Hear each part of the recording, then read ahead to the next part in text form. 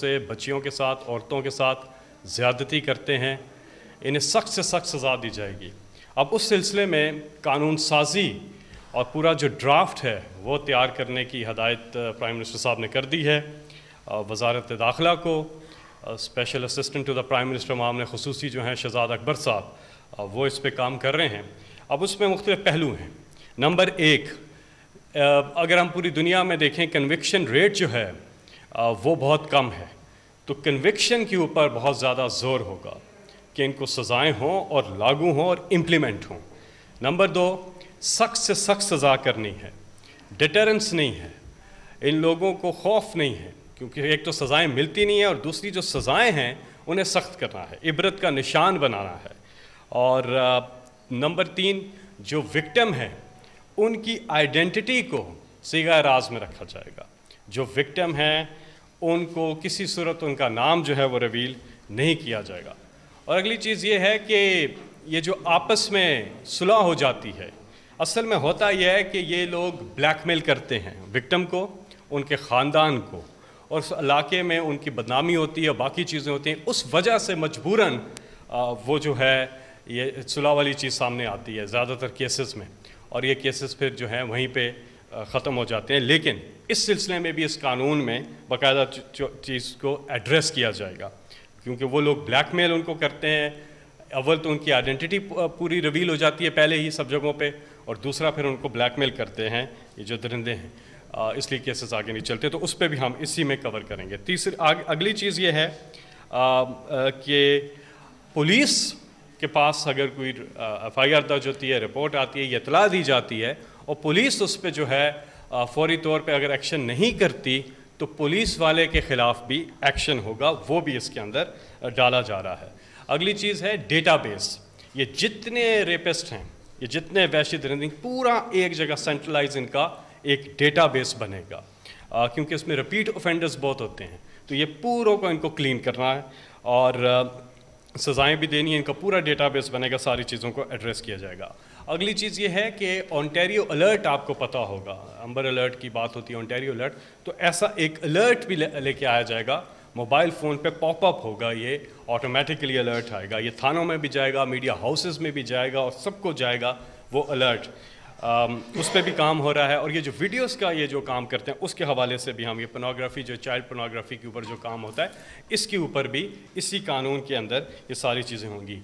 اب چیز یہ ہے کہ اولین ترجیح یہ ہے کہ انہیں سر عام پھانسی کی طرف جائیں، اور اس پہ ظاہر کنسنسس پیدا کرنا ہوگا، اور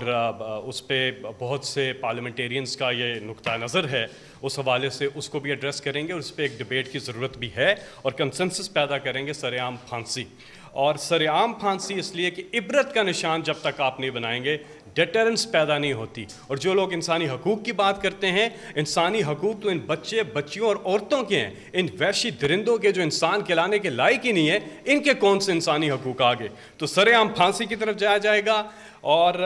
پھر castration, first degree, second degree, third degree, first degree جو ہے اس کے اوپر کیسٹریشن کے اوپر جائے گا، یعنی کس قانون کے تحت، اس پہ ڈبیٹ ہوگی، بات ہوگی، ابھی ڈرافٹ تیار ہو رہا ہے، وزارت داخلہ اس پہ پوری طرح سے وہ کام کر رہے ہیں۔ شہزاد اکبر صاحب جیسے ہی وہ ڈرافٹ اپنا کمپلیٹ کریں گے وہ وزارت قانون سے بھی ان کے سامنے بھی رکھا جائے گا، اور کنسنسس کے ساتھ پھر اس کو قانون کو لایا جائے گا۔ لیکن ایک یہ کمپریہنسو، ایک جامع قانون ہوگا جس میں نے آپ کو 8 سے 10 چیزیں جو گنوائی ہیں، یہ ساری اس پہ اینڈ ٹو اینڈ جو ہے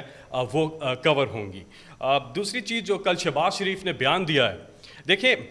انہوں نے بیان دیتے وقت اس کو کوالیفائی کیا ہے، یہ جو معافی وافی ہے نا، یہ کیا بات ہوئی جی، سوری کہہ دیا، انہوں نے کوالیفائی کیا اس بیان کو۔ جب بیان دے رہے تھے انہوں نے کہا کہ میں یہ بات جو کرنے لگا ہوں غیر مناسب نہیں ہوگی،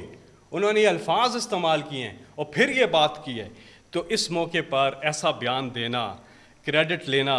لوگوں کے احساسات، لوگوں کے جذبات ان کو مجروح کیا ہے، تو معافی سے بات نہیں چلے گی۔ بالکل فیاض الحسن چوہان جو کہہ رہے ہیں شہباز شریف کو، اب کدھر ہے وہ فیں کلاس، وہ جو ہر وقت ٹویٹر پہ بیٹھ کے استعفیٰ دو، اب وہ استعفیٰ دو، ریزائن، وہ والے لوگ کہاں گئے؟ تو ریزائن تو شہباز شریف کو کرنا چاہیے، اور ساتھ جو درباری بیٹھے ہوئے تھے، یہ پہلے دن سے عمران خان صاحب کو بتا رہے ہیں یہ کوئی نظریاتی پارٹی تو ہے نہیں ہے، یہ جو ادھر چلتے ہیں پیچھے وہ ڈیسک بجانے شروع ہو گئے درباری سارے بے شرمی سے، کوئی شرم ہوتی ہے، کوئی حیا ہوتی ہے، آپ ایک ایسی بات پہ آپ ساتھ ڈیسک بجا رہے ہیں، یہ بالکل درباری ہیں، ان کا اپنا تو کوئی نظریہ نہیں ہے، جدھر انہیں لگا دو ادھر چل پڑتے ہیں اور یہ پوجا کرتے ہیں اپنے ان لیڈرز کی جو وہ کھڑے ہوں گے، کرپٹ لیڈرز جو کہ تقریریں کرتے ہیں، یہ ڈیسک بجا رہے ہوتے ہیں، ان میں کوئی شرم نہیں ہے، کوئی نظریہ نہیں ہے، کوئی انسانیت بھی نہیں ہے۔ یہ جو انہوں نے سٹیٹمنٹ دی ہے اس میں کوئی انسانیت نہیں تھی، اور ڈیسک بجانا اس کی بھی جتنی مذمت کی جائے، یہ جو درباری ہیں ان کے ڈیسک بجانے والے جو بڑے کھڑے ہو کے کہتے ہیں جی شرم ہوتی ہے، حیا ہوتی ہے، کدھر ہوتی ہے؟ آپ میں کوئی شرم نہیں ہے، آپ میں کوئی حیا نہیں ہے، تو اس کی پرزور مذمت بھی کرتے ہیں۔ اور بالکل فیاض الحسن چوہان جو کہہ رہے ہیں کہ ان کو استعفیٰ دینا چاہیے، اور خاص طور پہ وہ ٹویٹر والوں سے پوچھتے ہیں، وہ سارے وہ مارچ والے ادھر ادھر ہر چیز پہ تو آپ بولتے ہیں، اب جو خواتین کے جو جذبات مجروح ہوئے ہیں، جس طرح سے جو الفاظ انہوں نے استعمال کیے ہیں، جس طرح سے انہوں نے ایک ایسی چیز کے اوپر اپنا موٹر وے کا کریڈٹ لینے کی ایک وہ کوشش کی ہے، وہاں پہ بھی انہوں نے اپنی مارکیٹنگ نہیں چھوڑی، تو اب وہ لوگ کہاں ہیں؟ وہ لوگ کیوں نہیں کہتے کہ آپ ریزائن کریں؟ اب آتے ہیں نواز شریف صاحب پہ۔ 1993 میں انہوں نے یہ پراپرٹیز لی تھیں ایون فیلڈ والی۔ اب ہوا کیا کہ پہلے تو یہ مانتے ہی نہیں تھے، عمران خان صاحب نے جب ایکسپوز کیا انہیں پہلے پراپرٹیز کا بتایا، انہوں نے تو مانا ہی نہیں، انہوں نے کہا کہ ہماری لنڈن میں کیا پاکستان میں بھی کوئی جائیداد نہیں ہے، اور وہ دوسرے کہنے لگے شہباز شریف کے بیٹے کہ لائیں دکھائیں کہاں ہیں، کچھ بھی نہیں ہے ایسا۔ وہ پھر پیناما آ گیا، جب پیناما آیا اور عالمی انکشاف تھا یہ بین الاقوامی، جب پیناما آیا تو وہ کہنے لگے ان کے صاحبزادے حسین نواز کہ جی الحمدللہ یہ ہماری ہیں، اور جب کیس چلا پورا تو اب ہماری ہیں تو کیسے ہماری ہیں؟ آپ نے ایک ڈاکومنٹ دکھانا تھا، کیونکہ انہوں نے 93 میں خریدی تھی تو یہ کوئی ڈاکومنٹ دکھا نہیں سکے، کیونکہ اس وقت بچے چھوٹے تھے، تو یہ منی ٹریل نہیں دے سکتے تھے کہ اتنا پیسے آپ کے پاس آئے کہاں سے، ظاہر ہے وہ کرپشن کے پیسے سے، منی لانڈرنگ کے پیسے تھے، تو اس کو انہوں نے کور کرنے کے لیے 2006 والا جھوٹ بولا کہ 2006 میں ہم نے لی تھی۔ اچھا جی 2006 میں لی تھی تو اس کے ڈاکومنٹس دکھا دیں، اب اس میں انہوں نے کیا ایک ٹرسٹ ڈیڈ دکھائی تو جعلی تھی، پھر وہ قطری خط جو کہ غلط تھا، تو 2006 کا انہوں نے ثابت کرنے کے لیے یہ جھوٹ بولا، اور آج تک، آج کی تاریخ تک یہ ایک ڈاکومنٹ نہیں دکھا سکے۔